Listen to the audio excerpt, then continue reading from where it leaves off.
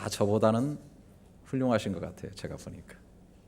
근데 그 중에 한 분이 제가 그분에게 배우기도 했는데 아세아 연합신학대학원에 교회 역사학 교수도 하셨고 또 아름다운 교회를 개척하셔서 시무하시고 지금은 은퇴하셨는데 김기홍 목사님이 계십니다. 그분이 쓴 최근의 글에 이런 내용이 있었습니다. 의사가 암이라고 선언하자 모든 믿음이 사라진다. 아무리 믿으려고 해도 믿음이 없었다. 인간의 실력은 믿음조차 한 컵 물 수준이다. 분명히 있지만 정말로 필요한 때는 없다. 정말로 사랑이 필요할 때는 사랑이 없다. 정말로 인내가 필요할 때는 인내가 없다. 이것이 육신의 한계이다. 인간의 믿음도 그 정도밖에 되지 않는다. 우리의 삶은 항상 필요한 것이 부족하다. 돈도 힘도 기쁨도 부족하다. 어려운 일을 만나면 마음이 좁아지고 어두워진다. 성경의 약속은 마치 공수표같이 느껴진다. 그래서 성경보다는 내 생각으로 해결하려 하면 할수록 더 세상적으로 된다. 신자도 예수를 의지하지 않으면 세상 사람과 별 차이가 없다. 늘 괴롭히는 문제가 병이 원수가 마음을 지배하고 누른다. 하지만 그럴수록 복음 말씀을 마음에 가지고 있으면 이상하게 믿음이 일어난다. 그러기가 쉽지는 않기 때문에 말씀을 늘 암송한다. 힘들어도 말씀을 마음에 품고 있으면 이상하게 믿음이 일어난다. 이 믿음은 인간 차원이 아니다. 인간의 언어에 실려서 오지만 말씀은 신비한 영적 권세가 있다. 그러기에 복 있는 사람은 하나님의 말씀을 즐거워하며 주야로 묵상한다고 했다. 신기하다. 하나님의 말씀을 품고 있으면 믿음이 일어난다. 관절과 골수를 쪼개고 새 생명을 준다. 믿음은 말씀으로 말미암는다는 성경대로이다. 우리가 신앙생활하면서 절실히 느끼는 그런 내용을 그대로 글로 표현한 것이다 생각이 됩니다. 정말 믿음이 필요할 때 믿음이 없는 것을 느끼고 정말 사랑이 필요할 때 사랑이 없고 지혜가 요구되는 그 순간에 지혜는 말라버린 것을 보게 되고 정말 인내가 필요할 때 인내가 고갈된 것을 절실히 느낍니다.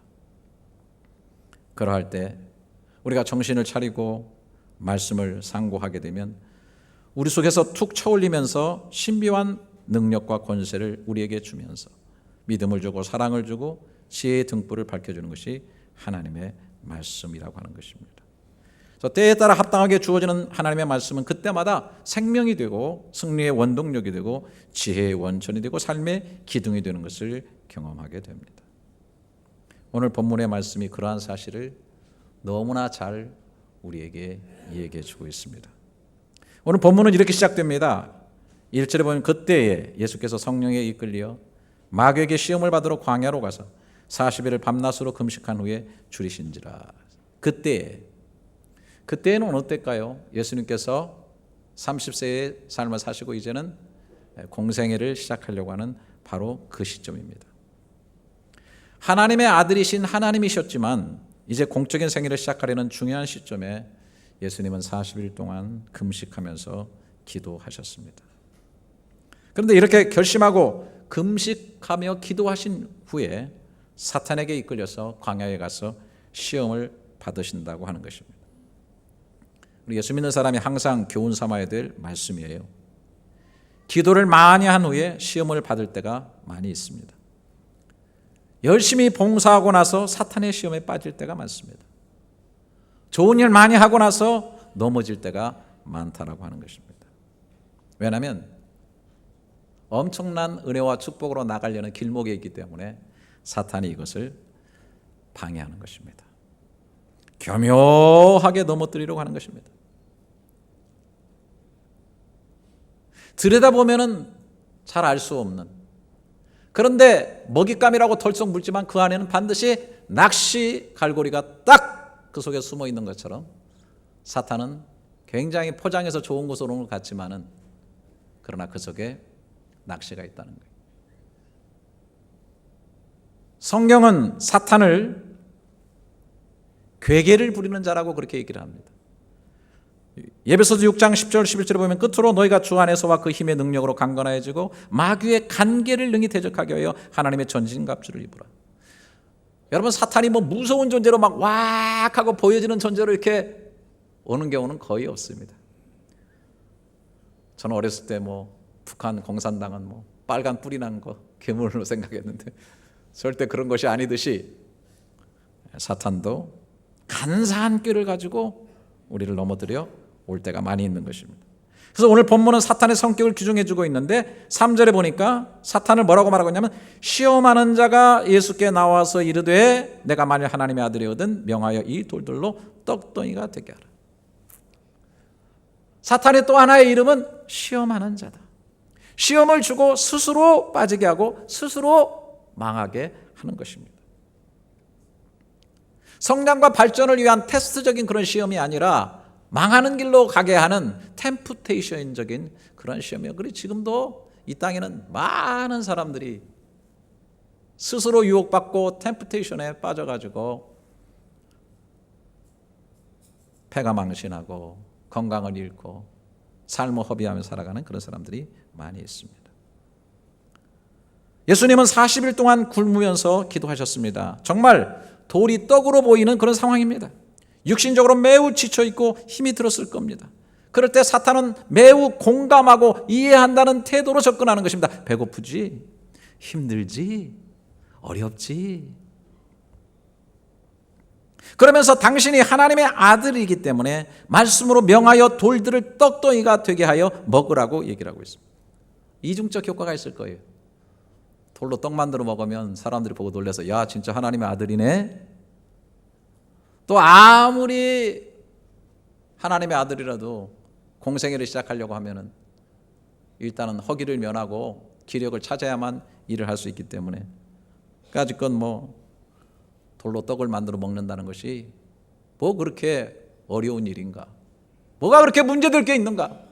뭐가 이것이 시험이겠는가? 근데 여러분 생각하셔야 돼요. 깊이 생각하셔야 돼요. 예수님은 정말 돌로 떡을 만들어 먹기 위해서 금식기도 하셨는가? 라고 하는 것입니다. 솔직히 얘기합시다. 많은 사람들이 금식하며 기도한다고 하면 뭔가 큰 것을 얻고 영적인 힘을 얻고 어떤 파워를 얻고 그렇게 하기 위해서 금식하는 거 아니?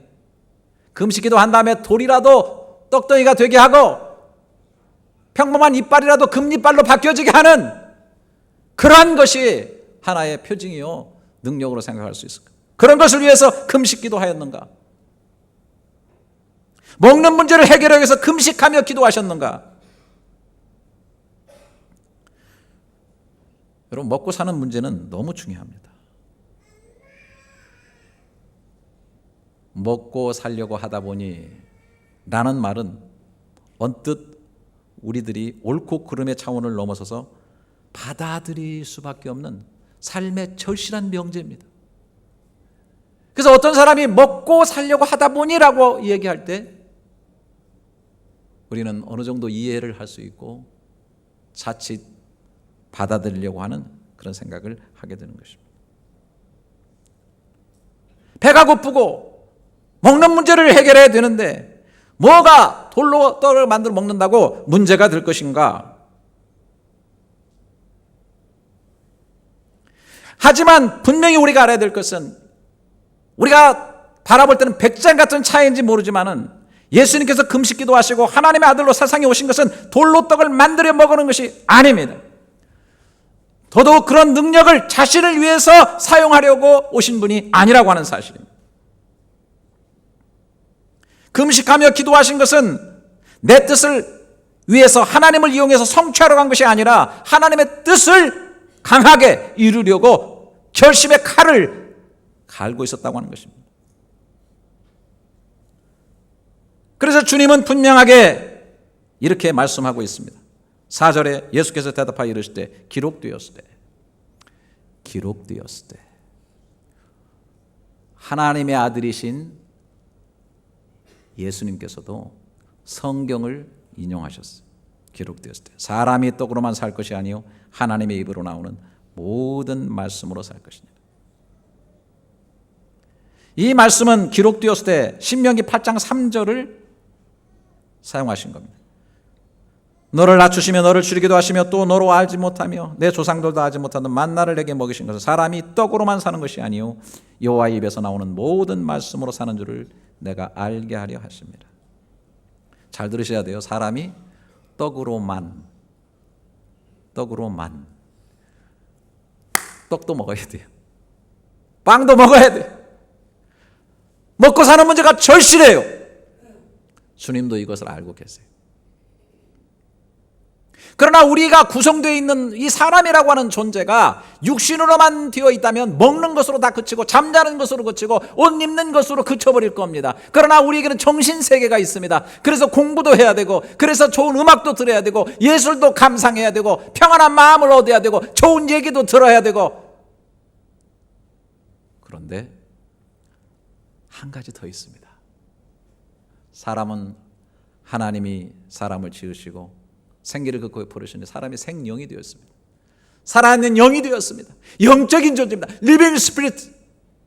그렇기 때문에 하나님의 입에서 나오는 모든 말씀을 영혼의 양식으로 먹어야 된다고 하는 거예요. 육신을 위해서만 사는 것이 아니라, 그렇게 되면은 궁극적인 가치와 만족을 느낄 수 없다. 그렇기 때문에 하나님의 뜻을 성취하며 살아요. 내가 돌로 떡을 만들어 먹는 일 단순하게 만족할 수 있겠지만, 그러나 내가 금식기도 하고 칼을 갈고 내가 하나님의 아들로 이 땅에 온 것은 내가 돌로 떡 만들어 먹는 이런 일 하려고 온 게 아니고 하나님의 뜻을 이루고 영혼을 구원하기 위해서 왔다. 사탄은 그 목적이 희미해지게 하는 거예요.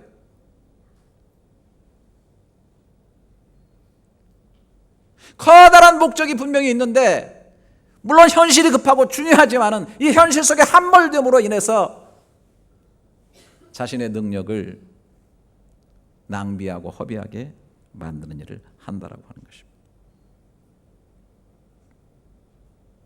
여러분, 우리는 우리 삶을 살아가면서 항상 기록된 말씀을 인생의 표준점으로 삼아서 우리가 순간적으로 길을 잃어버리고, 죄송합니다, 제가 이런 말씀 드리는 것은 목사가 철이 없다 이렇게 생각할지 모르지만 먹고 살기 위해서 다 이해합니다.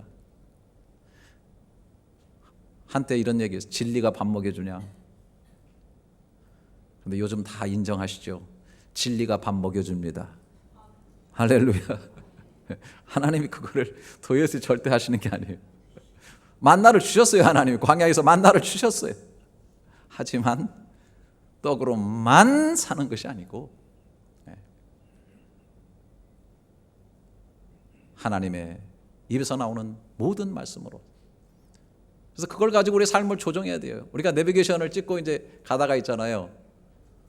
그 쉽지가 따라가기 쉽지가 않아요. 막 갈라지는 길이 막 헷갈려가지고 잘못된 데 들어가요. 그러면 띡 하고 이게 재수정 경로를 해요. 조금 지나면 제자리를 잡아가지고 유턴을 시키든지 해가지고 잡아가주는 거예요. 여러분, 우리가 인생을 다 잘 살 수 없어요. 뭐 저부터도 똑같죠. 똑바로 걷는다기도 뒤돌아보면 삐틀삐틀 거리는데요. 뭐 띠뚱띠뚱 거리는데요. 뭐 그래도 우리는 항상 말씀의 표준이 있기 때문에 그 길로 돌아가는 거예요. 디모데후서 3장의 모든 성경은 하나님의 감동으로 된 것으로 처음에 교훈을 줍니다. 뿐만 아니라 그 교훈에서 비껴갈 때 책망을 줘요. 재검색해줘, 재경로 탐색해줘. 교훈과 책망과 바르게 함과 의로 교육하게 유익하니 이는 하나님의 사람을 먼저 온전케 하고 그가 하는 모든 일을 온전케 하게 하려 함이니라. 그래서 재경로 탐색을 해가지고 그 길로 들어서야 돼. 사탄이 예수님의 방향을 흐려놓고 목적을 흐려놓고 그 능력을 남용하게 하게 할 때 주님은 기록되었을 때 떡으로만 살 것이 아니요 하나님의 입으로 하는 모든 말씀으로 살 것이라고 하면서 사탄을 대적하고 있는. 또 5절에 보면은 이에 마귀가 예수를 거룩한 산으로 데려다가 성전 꼭대기에 세우고 이르되 내가 만일 하나님의 아들이든 뛰어내리라. 기록되었을 때 그가 너를 위하여 그의 사자들을 명하시리니 그들이 손으로 너를 받들어 발이 돌에 부딪히지 않게 하리로다 하였느니라. 예수께서 이르실 때 또 기록되었을 때 주 너희 하나님을 시험하지 말라 하였느니라 하시니. 정말 놀라운 일입니다. 사탄도 하나님의 말씀을 지금 인용하고 있어요. 사탄이 예수님을 성전 꼭대기, 예루살렘 성전 꼭대기에 올려놓고서 하나님의 아들은 뛰어내려봐라, 기록되었을 때 그가 너를 위해 사자들을 명하시니 네가 뛰어내릴 때 손으로 천사들을 받게 할 것이다. 여러분, 이 사탄이 인용한 구절이 시편 91편 11절부터 12절이에요. 여러분 그거 있는 거 생각해 보셨어요? 사탄은 알았다고요. 시편 91편 11절 12절에 그가 너를 위하여 그의 천사들을 명령하사 내 모든 길에서 너를 지키게 하심이라. 그들이 그들의 손으로 너를 붙들어 발이 돌에 부딪히지 아니하게 하리로다. 이스라엘 백성이 광야에서 나올 때 40년 동안 광야 생활할 때에 하나님께서 신기한 은혜로 그들을 이끌어 주셨는데 그들의 발이 돌에 부딪혀서, 광야의 돌조각들에 부딪혀서 상하지 않도록 천사를 보내서 지켜주셨다고 하는 그 내용을 얘기하고 있는데, 천사가 이것을 저 귀퉁이에 있는 시편 91편의 이 말씀을 턱커덕 인용해가지고서 얼마나 탁월하게 그것을 해석해가지고 이스라엘 백성, 하나님의 자녀들 그렇게 했던 것처럼 네가 정말 하나님의 아들이라고 한다면 네가 성전 꼭대기에서 점프해서 뛰어내리는 이 퍼포먼스를 하게 되면 하나님께서 천사를 보내서 네 발을 딱 보호해가지고 갈 거라. 기록되었을 때 말씀에 있지 않느냐. 놀랍지 않아요? 사탄도 아주 성경 해석이 아주 탁월합니다.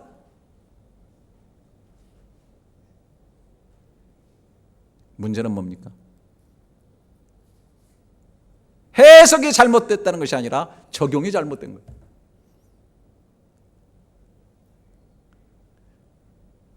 기록된 이 하나님의 말씀을 너의 존재를 증명하는 것에 사용하라는 겁니다. 네가 하나님의 아들이거든, 네가 성전 꼭대기에 올라가서 많은 유대인들이 제사를 드리러 예루살렘에 항상 북적이는데 네가 성전 꼭대기에서 뛰어내리는 이 셀레브레이션을 하게 되면은 천사가 네 팔을 받아서 와우! 사람들이 우와! 하나님의 아들이구만. 얼마나 좋은가? 네가 사역하기도 얼마나 좋은가? 얼마나 그 사역에 효과가 있을 것인가? 네 존재를 증명하라.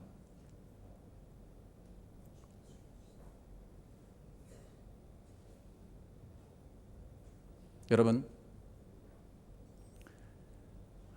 우리가 신앙생활 하면서 이거 굉장히 잘하는데 사실 이런 것에서 이단도 나옵니다.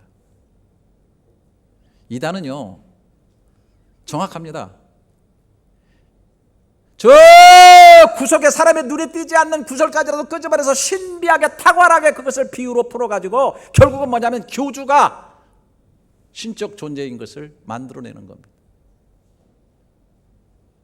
얼마나 탁월하게 성경을 지엽적인 것들을 끄집어내가지고 인용을 하면서 해석을 해내는지 목회자들도 펑펑 넘어지는 경우가 굉장히 많습니다. 문제는 뭐냐면 교주 자체에게 적용을 시켜서 교주가 신적인 존재라는 것을 증명시키기 위해서 그 모든 것들을 활용한다고 하는 것입니다. 뿐만 아니라 거기 그 성경 해석에 참여하는 사람들에게 황홀한 어떤 자기만의 14만 4천이라든지 무슨 지파라든지 이렇게 해가지고 거기 몰아넣어가지고 황홀감을 줘가지고 영적인 엑스터시를 줘가지고 사람들을 끌어가지고 코에다 고리를 꽉 꿰가지고서 끌고 가는 거예요. 뿐만 아니라 오늘 우리가 신앙생활 할 때도 성경 아주 인수격 해석이 얼마나 많은지 모릅니다. 전 모태신앙입니다. 어려서부터. 저는 어머니가 어려서부터 목사 만들려고 기도했기 때문에 하여튼 어쩔 수 없이 끌려다녀서 종교적인 집회, 기도원, 정말 어렸을 때 삶이 그런 삶이었습니다. 그런데 정말로 성도들이 성경을 아전인수격으로 해석하는데 경악을 금치 못합니다.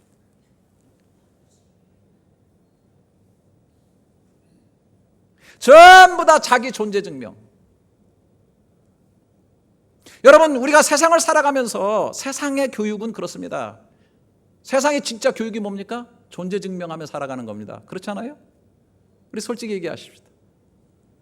나의 잠재 능력을 개발해서 그걸 발휘하고, 나의 재능을 발휘하고, 끼를 발휘하고, 나의 지식을 펼치고, 그래서 사람들이 알아주고 인기를 얻고 명예가 높아지고, 예, 맞습니다. 당연히 그래야 될 것입니다. 우리의 자녀들이 자신의 끼를 펼치고 꿈을 펼쳐나가는 그런 삶, 자기 존재의 귀중성을 하고 가치성을 가지고 증명해 나가는 그런 삶을 살아가는 것 아름다운 일이고 그렇게 해야 됩니다. 그러나 거기까지가 세상입니다.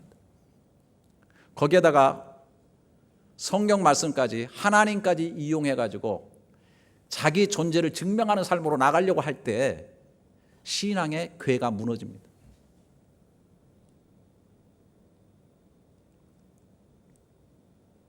오늘날 목회자들도 많은 이 시험 속에 엄청나게 많이 빠져들고 있어요. 까딱 잘못해서 성경을 해석하면 자기의 어떤 논리를 세워놓고 거기다가 모든 논리를 맞추려고 하는 아주 인수격 성경 해석.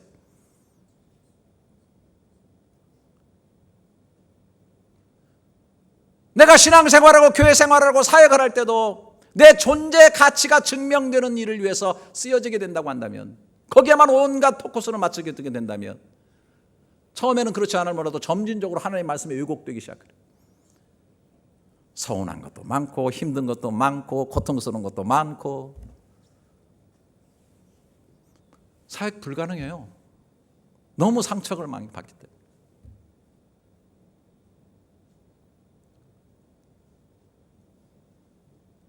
우리 주님은 사탄에게 분명히 말씀하십니다.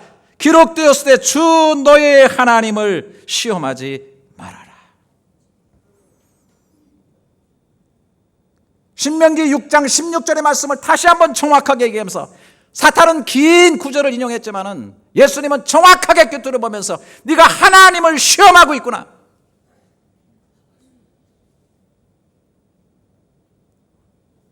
우리가 잘못하면 하나님의 시험과 하나님의 시험거리가 되게 만들어져.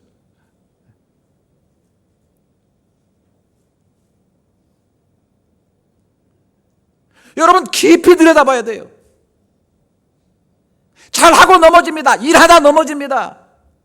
좋은 일하고 목적을 세우다가 상처받습니다. 왜? 사탄은 그걸 가지고 시험을 하거든요. 움직이거든요, 사람들을. 말씀을 통해서 기록되었을 때 말씀을 통해서 오거든요. 근데 문제는 뭐냐? 적용과 포커스가 맞지 못하고 전체적인 해석과 맥락이 틀려 있는 거예요. 그래서 성경의 바른 해석도 중요하고 바른 적용도 중요하고, 말씀을 나에게 맞추려고 하는 것이 아니라, 그러다 보면 인조 하나님, 모조품 하나님, 자기가 만든 하나님을 성경에서 찾아놓고 그 하나님을 섬기게 되는데, 그것이 아니라 성경이 말하고 있는 하나님, 말씀이 가는 곳에 내가 가고 말씀이 있는 곳에 내가 있어야 된다라고 하는 사실. 잘 생각하셔야 돼요.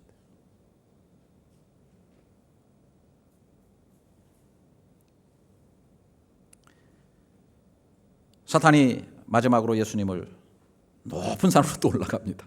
8절, 마귀와 그를 데리고 지극히 높은 산으로 가서 천하 만국과 그 영광을 보여 이르되, 만일 내게 엎드려 경배하면 이 모든 것을 너에게 주리라. 먹고 사는 것을 넘어서서 자신의 존재 증명 가치도 넘어서서 이제는 보여줍니다. 여러분, 본다는 게 얼마나 무서운 건지 아세요? 여러분, 세상을 다니면 도심이 이제 거의 다 똑같아집니다. 어디지 가보세요. 백화점 다 거의 비슷해요. 가볼 게 없어요. 왜? 이제 TV나 이런 걸 통해 가지고 자꾸 보니까 사람들이 그 보면은요, 거기 다 따라가게 돼 있어요. 생활 양식이 다 비슷해집니다. 생각하는 것이 거의 획일화됩니다. 사탄이 예수님을 산꼭 높은 곳에 올라가서 천하 만국의 영광을 다 보여주는 겁니다. 사나이로 태어나서 천하 만국의 영광을 손으로 치면 얼마나 좋겠습니까? 저 이렇게 우중충하게 생겼어도요, 어렸을 때 그런 꿈을 꿨어요. 천하 만국의 영광을 내가 손으로 쥐리라. 지금은 그 시대 아닙니까? 인터넷 시대. 한 번만 인터넷을 제대로 떠가지고 세계에 뿌려지면 싸이가 그냥 완전히 세상을 제패하는 날이 온다니까. 어느 곳에 가든지 다 알아줘. 나도 그런 인생이 좀 되고 싶어. 천하만국의 영광, 이왕에서 뭘 다 내 영혼을 판다고 그래도 내가 한번 천하만국의 영광을 얻어버리라. 사탄이 예수님을 높은 곳에 올라가서 그 영광을 보여줘. 조건 딱 하나 있습니다. 만일 내게 엎드려 경배하면. 조건이 하나 붙어요. 여러분, 여기서 저는 좀 그렇게 얘기를 좀 하고 싶습니다. 제가 좀 깊이 깨달은 건데요. 이제 사탄이 뭐 괴계를 쓴다, 속임수, 뭐 또 참소, 정죄를 잘하고, 뭐 사탄의 특성, 여러분 사탄도 좀 많이 알아야 됩니다. 저걸 알아야 내가 이기지. 저걸 모르면 항상 질 수밖에 없어요. 그래서 예수님도 사탄을 항상 응시하셨어요. 자기 그 가까운 베드로가 십자가 지고 죽어야 되는데 그리 마음속을 때 사탄아! 뒤로 물러가라. 예수님은 어느 순간에도 사탄에 붙잡혀 살지는 않았지만 항상 그런 데서 깨어 계셨던 분이에요. 조심해야 돼. 덫에 걸리니까. 그런데 사탄의 가장 원하는 소원, 최고 절정의 소원 딱 하나가 있어요. 그게 뭔 줄 아세요? 사탄은 원래 천사로서 하나님의 영광을 돌려야 될 그런 존재인데 하나님과 동등되게 들려다가 사탄으로 떨어진 거예요. 그렇죠. 존재 자체가. 그리고 천사가 타락한 게 사탄이에요. 여러분 제가 반드시 말씀드려요. 죽은 사람의 영혼이 사탄 아니에요. 귀신이 이생을 떠든다. 죽은 사람의 명을 다 그거 우리 그 신앙 안에서도 교회 안에서 목회자들이 그거 그 귀신하고 막 대화 나눠 가지고 뭐 할아버지 영이다 뭐 이렇게 해 가지고 하는데 그거 다 속이는 겁니다. 천사가 타락했다고 성경에 분명히 그렇게 되어 있어요. 그 외에는 없어요. 이 타락한 이 천사들이 귀신들이 사람의 영혼 속에 들어가기를 원해요. 그래서 집 짓고 살다가 그 사람의 모든 정보와 모든 경험을 다 가지고 나와서 다른 사람에 들어가면서 뭐 할아버지 뭐 영이다 뭐 이런 식으로 속이면서 하는 것이지. 여러분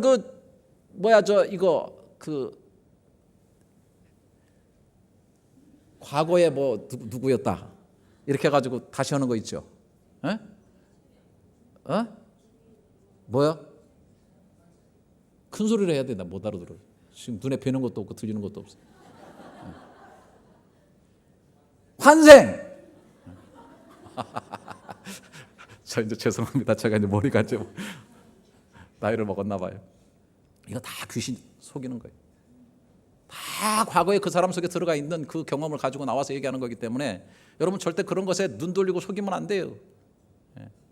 죽으면 바로 한 번 죽는 건 사람에게 정해진 것이니 심판이 있겠다고 말씀하셨어요. 할렐루야. 그냥 천국과 지옥으로 가는 거예요. 뭘 9천을 떠돌긴 떠돌아.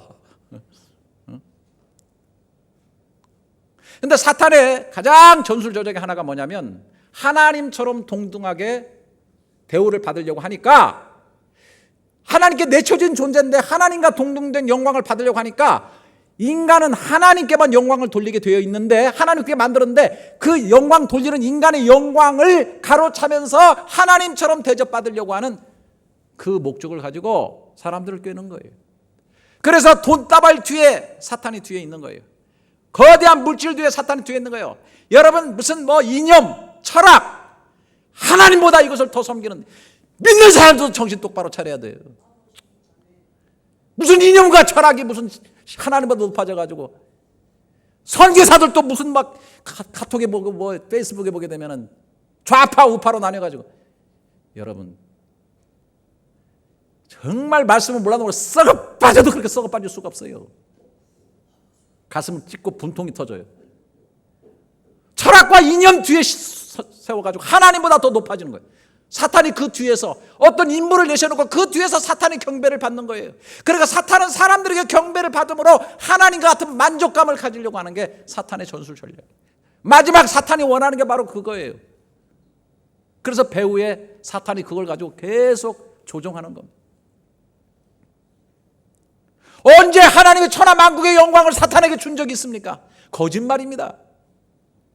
그런데 네가 나에게 경배하면 이 모든 것을 너에게 주리라. 여러분 거짓말하는 사람이요 권세 있게 합니다.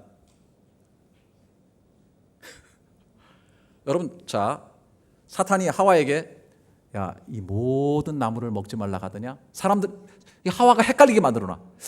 모든 거? 나 다 먹을 수 있는데 저것만 못 먹는데. 하와가 뭐라고 한 줄 아세요? 먹지도 말고 만지지도 마라.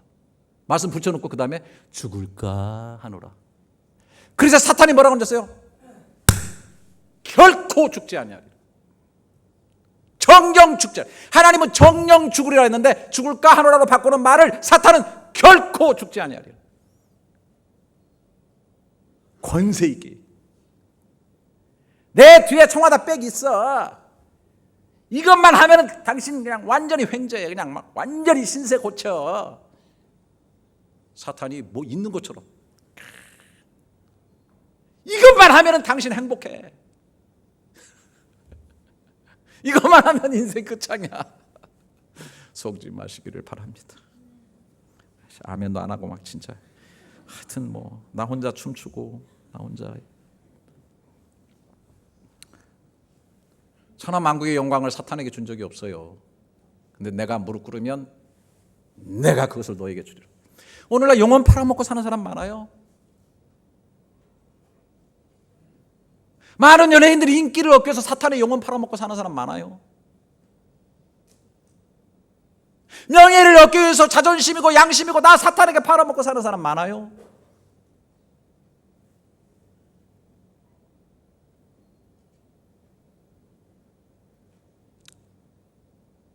주님이 말씀하십니다. 기록되었을 때 주 너희 하나님께 경배하고 다만 그를 섬기라. 너무나 심플하잖아요.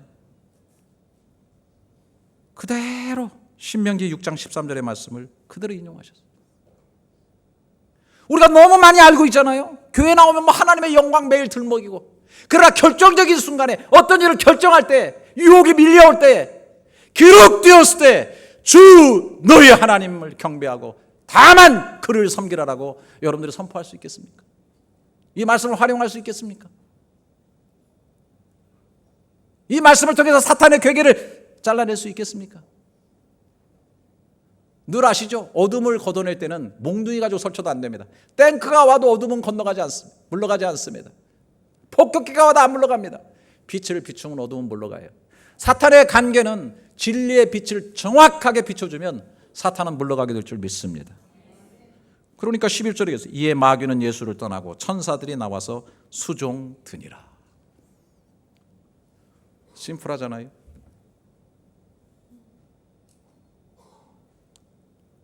이 단순한 말씀, 분명한 말씀을 정말 내가 내 가슴 속에 가지고 있고 필요할 때 적절히 활용하고 있느냐라고 하는 것입니다. 여러분 너무 잘 아시는 그 아프리카 대륙에 선교사였던 데이빗 리빙스턴 아시죠? 그분이 처음에 성경을 읽다가 요한복음 10장에서 여호와가 목자시고 예수님이 선한 목자라는 것을 알게 돼요. 그런데 목자신 주님께서 우리를 위해서 목숨까지도 버리신다고 말씀하셔요. 그러면서 하시는 말씀이 내가 우리에 들지 아니한 다른 양들이 있어서 그들도 내게로 인도해 들 것이라고 얘기를 하고 있어요. 깊은 감명을 받았어요. 아, 우리에 들지 않는 양에게도 하나님은 관심을 가지고 있구나. 예수님의 마음이 전해왔어요. 내가 어디로 가야 될까? 그러다 보니까 검은 대륙 아프리카에 눈이 돌려지게 된 거예요. 근데 가려고 하니까 엄청나게 친구들이 만류를 하고 주변에서 만류를 합니다. 그때만 해도 식인종이 득실거리고 온갖 원인을 알 수 없는 전염병들이 창궐했던 그 검은 대륙 아프리카. 그때도 벌써 사람들이 데려다가 노예로 쓰고 있는 그러한 비참한 시대에 어떻게 가려고 하느냐? 너의 그 선교의 끝의 길은 죽음이다.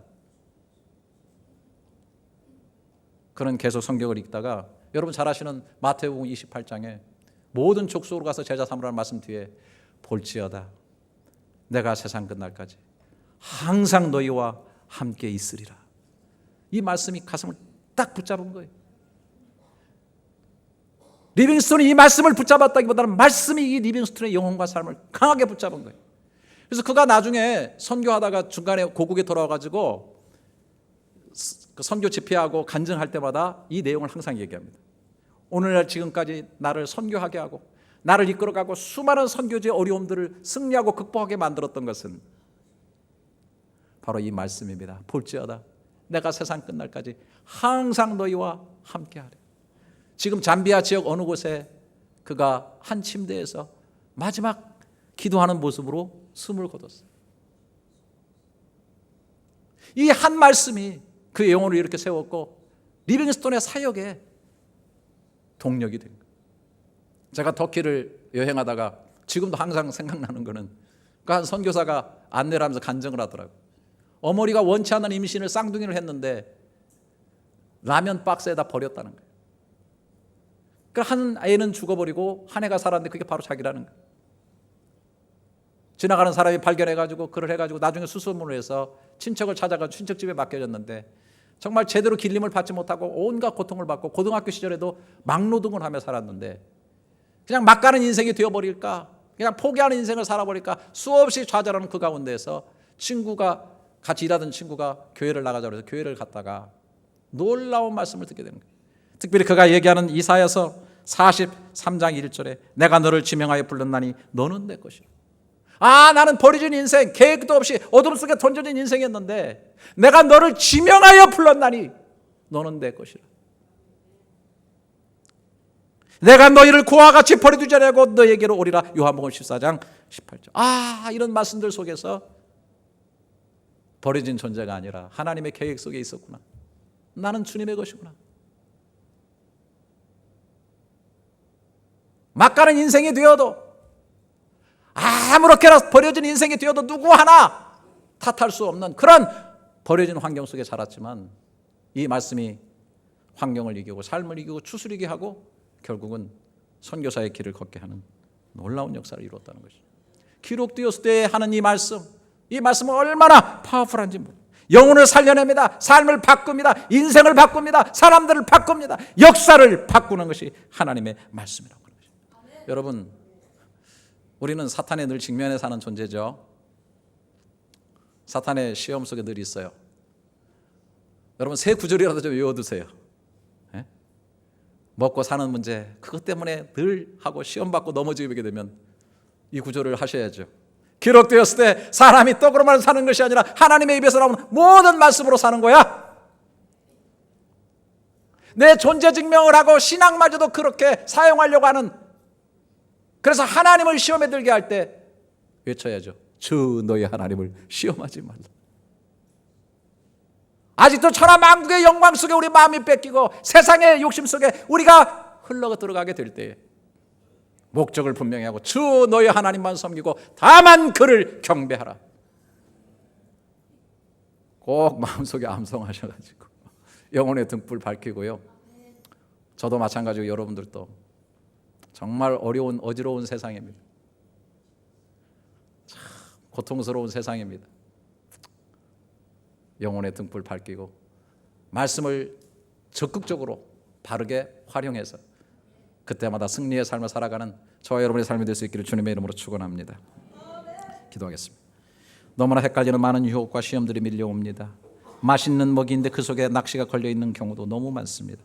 오직 하나님의 말씀으로 잘 분별하게 하시고 기록된 하나님의 말씀으로 빛을 비추고 승리하여 사탄이 물러가고 천사가 수중드는 역사가 늘 있게 해 주시옵소서.